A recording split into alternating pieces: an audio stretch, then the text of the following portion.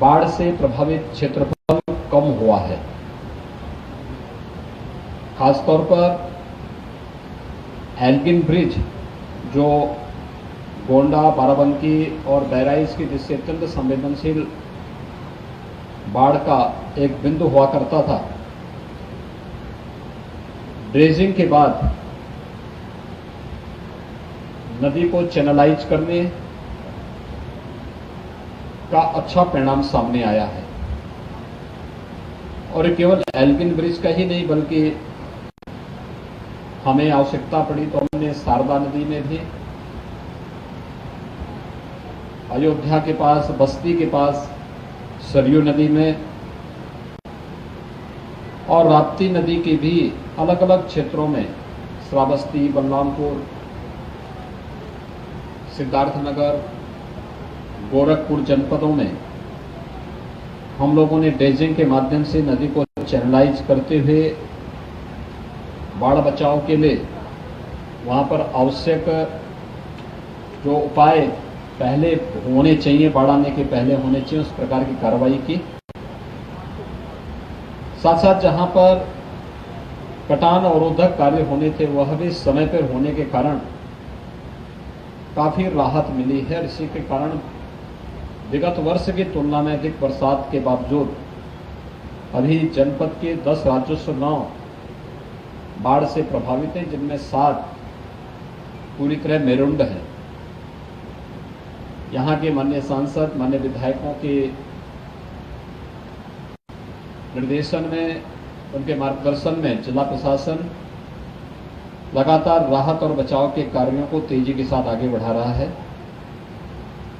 हर पीड़ित परिवार के लिए सरकार ने पर्याप्त मात्रा में राहत सामग्री और धनराशि प्रत्येक जनपद में स्वीकृत किया है। यह भी व्यवस्था सुनिश्चित किया गया है कि हर एक जनपद में बचाव और राहत करने के लिए एनडीआरएफ, एसडीआरएफ, पीएसी की फ्लड यूनिट और बचाव के अन्य सभी संबंधित उपाय समय से करने और वहां पर इस पूरी की पूरी टीम को वहां पर रखने और इन सभी कार्यों में सहयोग करने के लिए हमारी टीमें पहले से लगी हुई हैं। राहत और बचाव के लिए पर्याप्त मात्रा में नौकाओं की व्यवस्था, स्टीमर की व्यवस्था उन सभी जनपदों में करने के साथ ही राहत सामग्री के रूप में भी और एक पीड़ित परिवार के लिए पर्याप्त मात्रा में धनराशि प्रत्येक जनपद को उपलब्ध कराया गया है। बरसात के समय में जल भराव वाले क्षेत्रों में 2-3 अन्य खतरे देखने को मिलते हैं। एक तो सांप और बिच्छू के काटने की, दूसरा कुत्ता और अन्य जंगली जानवरों के काटने की बड़ी शिकायतें आती हैं। हर जनपद में और खासतौर पर बाढ़ से प्रभावित क्षेत्रों में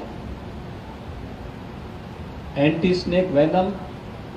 और एंटी रेबीज वैक्सीन पर्याप्त मात्रा में उपलब्ध कराए गए हैं, जिससे किसी भी पीड़ित व्यक्ति को इसके अभाव में इधर उधर भटकना न पड़े और उसके बाद असमय उसके साथ कोई घटना दुर्घटना न होने पाए। इसके लिए पुख्ता व्यवस्था की गई है। बचाव और राहत कार्य को तेजी के साथ आगे बढ़ाने के पूरे प्रयास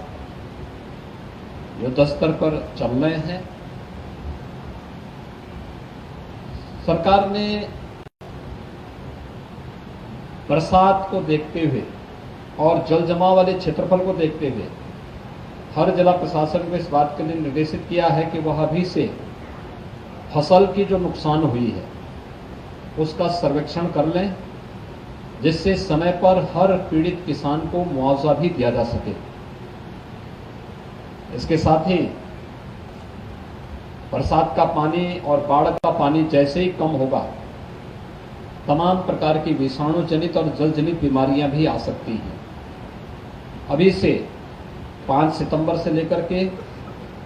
12 सितंबर तक एक विशेष अभियान हम लोग चला रहे हैं। स्वच्छता, सैनिटाइजेशन का, फॉगिंग का,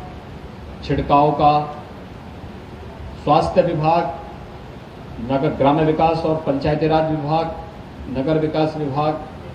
चिकित्सा शिक्षा, बाल विकास और महिला कल्याण और शिक्षा से जुड़े हुए सभी विभागों को मिलकर के इस अभियान के साथ व्यापक पैमाने पर जुड़ करके सभी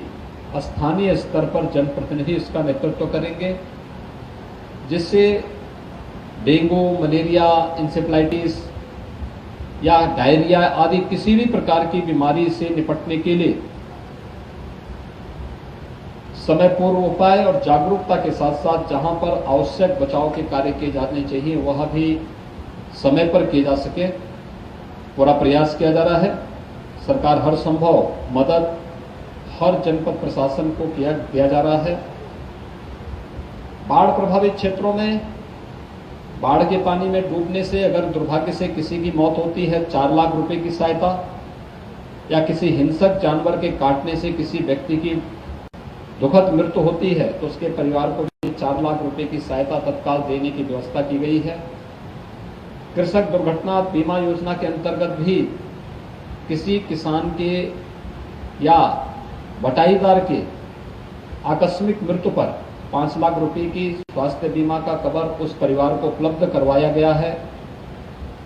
मकान जिनके बाढ़ से क्षतिग्रस्त हुए हैं, क्षतिग्रस्त होने वाले मकानों के लिए 95,000 से अधिक रुपये